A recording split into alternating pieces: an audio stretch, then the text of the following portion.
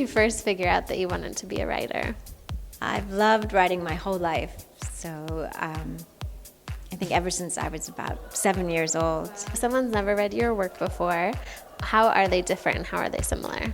And what are the themes in them? Well, my books are realistic fiction, and Kissing in America is a road novel about two best friends who travel across country in search of love. And it's really about the truth about love and the meaning of all different kinds of love and how they're all interconnected.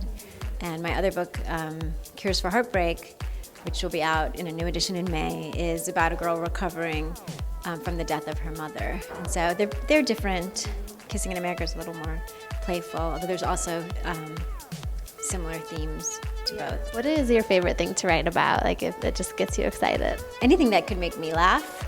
So I always try to find something funny, and sometimes my best friend is also a writer, and we'll talk on the phone, and sometimes she'll say something funny, and then I'll put it in my book too. So with your books, is it something usually that's always inspired by things in your own life, or you just create this world and story in your mind? I guess it's half and half. Usually something comes from real life, and then half of it is created too. Whenever you are getting inspired for your books, do you see the picture first, or the characters, or the plot? I guess I see the characters first usually. It usually starts with the voice, with the character's voice, and I see the people usually before the story. Somebody does want to be an author as well. What suggestions do you have?